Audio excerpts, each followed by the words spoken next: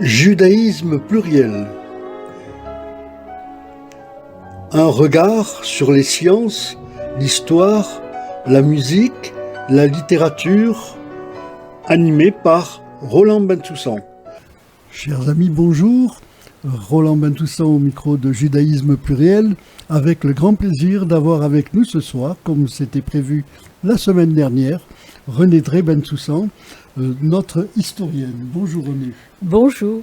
Alors Renée, on a beaucoup parlé la semaine dernière de cette vérité historique, et d'ailleurs on va continuer à en parler durant cette émission.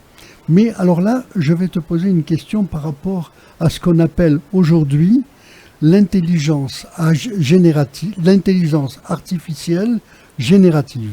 C'est-à-dire, c'est une intelligence qui est capable de produire des images, des sons, du langage, et qui a le potentiel de contribuer à la fausse représentation de la réalité. Quel est le rôle de l'historien devant ce problème? Car elle est capable de nous faire écouter un discours avec la photo de la personne et même les mouvements des lèvres et la voix de la personne, mais c'est pas du tout elle, et donc on peut lui faire dire absolument ce qu'on veut. Alors ça, c'est une question hard. Je vais essayer d'y répondre. Ça ne veut pas dire que je vais réussir à répondre, mais je vais essayer. C'est ce qu'on appelait la production d'un faux. En fait, c'est la production d'un faux. Mais ce faux est plus élaboré qu'il ne l'a été dans le passé. Il y a eu des faux célèbres. Par exemple, le petit bleu qui a été retrouvé dans la corbeille à papier de Schwarzkopf, qui était l'ambassadeur d'Allemagne en France et qui accusait forcément le capitaine Dreyfus. Ça, c'était un faux qui avait été construit par le colonel Henry parce qu'il fallait sauver l'armée. En fait, dans le meilleur des cas, on a dit que c'est parce qu'il voulait cacher la fabrication du canon 75 et que donc, en accusant quelqu'un, il permettait de le cacher. Mais c'est un faux. Et ce faux va jouer un rôle extrêmement important dans la condamnation de Dreyfus, dans les procès qui ont suivi. Donc, et il participe d'un témoignage, parce que en même temps que c'est un faux, c'est un témoignage du colonel Henry. Donc quand on construit, quand on veut arriver à ce programme de vérité qu'on a évoqué la semaine dernière, et quand on veut construire l'histoire selon ce programme de vérité, non seulement il faut aller voir le faux, d'où vient le faux, etc. Mais encore, il faut interroger des témoins. Et ces témoins peuvent apporter une grande diversité dans les témoignages. Par exemple, toujours dans l'affaire Dreyfus, le témoignage du frère de Dreyfus a permis de le sauver un petit peu. Le témoignage de Lucie Dreyfus, sa femme, aussi. Donc, voilà le rôle des témoins. Aujourd'hui, par exemple, les témoins sont appelés à la rescousse dans tous les procès qui sont faits contre ce que j'appelle les faussaires de l'histoire. Il n'y a pas que moi qui le dis, ce qu'on appelle les négationnistes.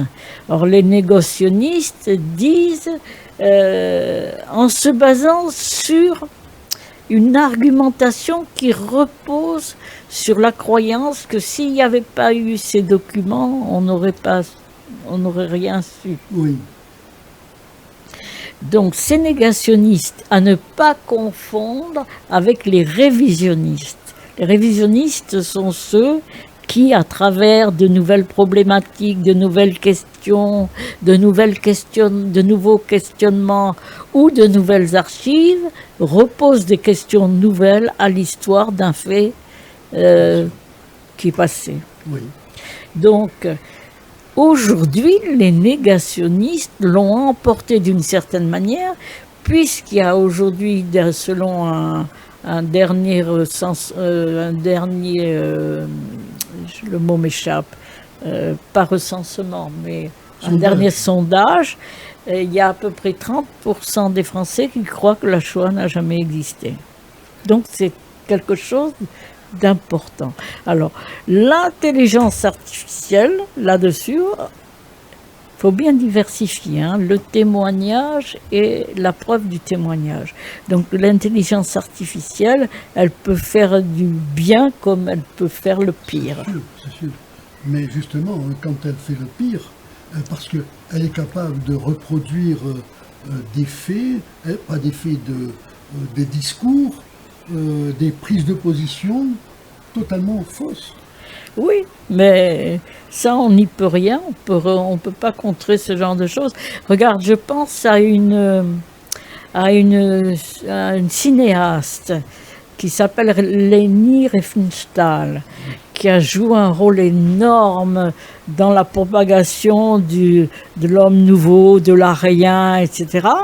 Elle a échappé à la justice pendant très longtemps. Il n'y a que ces derniers temps qu'on sait à peu près qu'elle a été une muse du nazisme. Oui, il faut reconnaître qu'elle était extrêmement douée pour faire ses films. Hein. Oui, oui. Bien, on va écouter un petit morceau de musique, si tu veux bien, et puis on reprend nos discussions. יהיה טוב. אני מביט מהחלום, וזה עושה לי די עצוב. האביב חלף עבר לו, מי יודע אם ישוב. הליצן היה למלך, הנביא נהיה ליצן, ושכחתי את הדרך. אבל אני עוד כאן, ויהיה טוב, כן. לפעמים אני נשבר. אז הלילה, הלילה, איתך אני נשאר.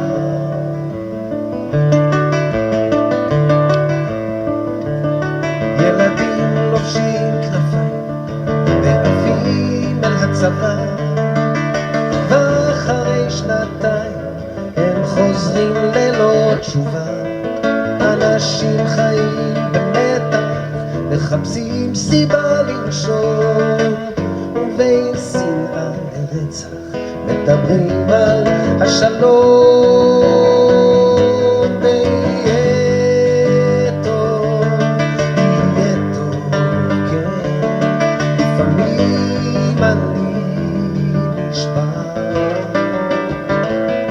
אז הלילה, הלילה, איתך אני נשאר. כן, שם למעלה, בשמיים, עננים לומדים לעוף, ואני מביט למעלה, ורואה מטוס חטוף, ממשלה של מחלקת את הנוף לשלהם ולשלנו, ולא רואים זאת.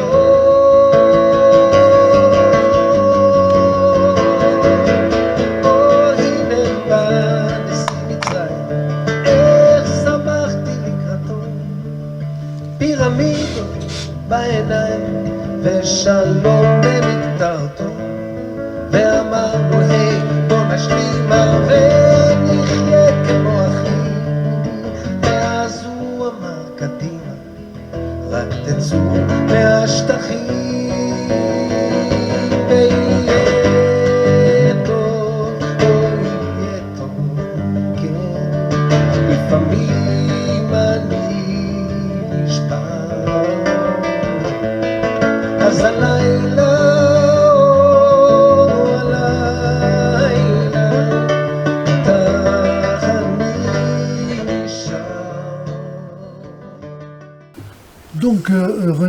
on reprend notre émission. On parle de vérité historique et de comment établir cette vérité historique. Ça, c'est un gros problème pour les historiens. Alors, Et pour toi, essentiellement. oui, c'est vrai que pour le moment, en ce moment, je suis assez accro à ce genre de choses. Mais alors attends, je pense à une chose. Des historiens, il y en a de différents bords. Oui, Ils vont avoir chacun leur vérité. oui. Et comment on arrive à concilier les deux. Je ne vais écouter que l'historien qui va dire ce que j'attends de lui. Non, absolument pas. Par exemple, Zemmour a posé une question, Éric Zemmour, Oui, a posé une question importante lorsqu'il a été interviewé. Il a osé dire, enfin je sais pas, je ne devrais pas dire il a osé, il a dit que, en quelque sorte, Pétain avait sauvé les Juifs français. C'est une énormité pour les historiens parce que Klarsfeld avait retrouvé un document signé de la main de Pétain disant qu'il fallait suivre les Allemands en quelque sorte. Bon, eh bien, cette assertion, cette contre-vérité, ça a permis à un autre historien qui s'appelle Laurent Joly de prendre le contre-pied, mais avec des preuves. Il faut que l'historien avance des preuves de ce qu'il raconte. des preuves, des vraies preuves. Pas Des fausses preuves, et non pas que des raisonnements. Le négationniste va s'appuyer sur un raisonnement. Le révisionniste va s'appuyer sur des preuves, mais dans le cadre d'un environnement différent, que ce soit une problématique ou ce soit découverte d'archives. Et finalement, en t'écoutant, est-ce que je pourrais dire que la vérité historique dépend de celui qui l'a écrit, de l'historien qui l'a écrit, et aussi des problématiques du moment, qui ne Absolument. sont pas nécessairement les mêmes qu'il y a 20 ans, 30 ans. Absolument, et c'est en ce sens qu'on est une matière scientifique, parce que c'est la même chose pour les sciences. C'est Absolument. celui qui observe, qui apporte la vérité du fait. Mais il n'empêche que ça dépend de lui Et des moyens qu'il a. et des moyens qu'il a. Je pense tout récemment à la découverte d'un trou noir sur le Soleil. Comment l'expliquer? D'abord, on le constate. On le constate parce qu'on a les moyens de le constater. Bien sûr. On a des télescopes géants, etc. Maintenant, comment l'expliquer, ça c'est une autre histoire. C'est une autre histoire. Alors, c'est la dernière question que je te poserai, mais je crois qu'elle est de taille. La vérité historique aujourd'hui et la vérité historique dans 50 ans. Par exemple, concernant la guerre entre Israël et le Hamas. Est-ce qu'elle va être la même? Est-ce qu'on aura les mêmes arguments? Est-ce qu'on aura les mêmes choses? Non, absolument pas. Je ne peux pas répondre à cette question parce que je ne sais pas, je ne suis pas Madame Soleil. Je ne sais pas ce que sera l'histoire racontée à nos arrière-petits-enfants à propos de cette guerre. Ce que je sais, c'est qu'il va y avoir des affrontements entre historiens différents, comme il y a eu des affrontements avec les nouveaux historiens israéliens, je dis bien israéliens, qui remettaient en cause l'histoire fondamentale d'Israël. Oui. Mais alors, je comprends que tu ne puisses pas me dire dans 50 ans comment on verra cette guerre entre le Hamas et Israël. Mais il y a 50 ans ou plus, tu peux me dire la même chose sur la guerre, sur le nazisme et la guerre de 39-45. Celle-là, on a du recul. Oui. Est-ce qu'aujourd'hui, on interprète la même chose qu'il y a 20 ans, 30 Non, ans, 50 non, ans? non, pas du tout. Par exemple, pour revenir à l'histoire du nazisme, il a fallu le travail d'un historien américain, Paxton, dans les années 70, pour qu'il y ait une nouvelle épistémologie de l'histoire de la Seconde Guerre qui se mette en place, à savoir que On a cru pendant longtemps, sous l'influence de Aron, pardon, le premier historien du nom, que ce sont les Allemands qui avaient obligé Pétain à faire de la collaboration. Avec le livre de Paxton, on découvre que c'est Pétain qui va au-devant des Allemands. Donc c'est une autre vision des choses. C'est son programme de vérité qui lui a permis de dire ça, ou bien Oui, c'est la découverte de nouvelles archives? Non, c'est ça. Mais ça fait partie de son programme de vérité, la découverte de nouvelles archives. Oui. Il a beaucoup travaillé sur les différentes archives, mais je dois dire qu'un historien, quand il travaille sur une nouvelle question, il dépouille des kilomètres et des kilomètres de rayons d'archives. Et donc, ça lui permet d'apercevoir un petit bout de la Ah, langue. mais je t'ai vu travailler quand tu as fait ta thèse. Oui. Bon, alors, est-ce que dans 50 ans, on parlera de l'attaque de barbares terroristes en Israël, ou est-ce qu'on parlera de la catastrophe humanitaire des Gazaouis? On ne sait pas trop. On parlera des deux. On parlera sans doute des deux. Oui. Et le négationnisme, est-ce qu'il existait? Et à partir de quand il a existé? Ah, il a existé très rapidement après la guerre. la guerre? Oui, très très rapidement. Et quelle a été la réaction des historiens? Ben, ils ont pris parti contre, bien sûr, parce que Avec des arguments? avec des arguments, oui, et surtout avec des preuves archivistiques. Et le seul gars négationniste qui est allé chercher la preuve que les fours à gaz n'existaient pas à Auschwitz, il en est revenu complètement retourné. Oui. Bien, comme ça, on est conforté dans notre besoin de trouver la vérité. Oh, je ne sais pas si la vérité, tu la trouves un jour. C'est peut-être celle que j'attends. Ah ouais, ouais. Moi, je suis plus dubitative. En tant qu'historienne? Oui, et en tant que simplement être humain. Bien. Eh bien, René, je te remercie d'être revenu. Chers amis, au revoir et à la semaine prochaine.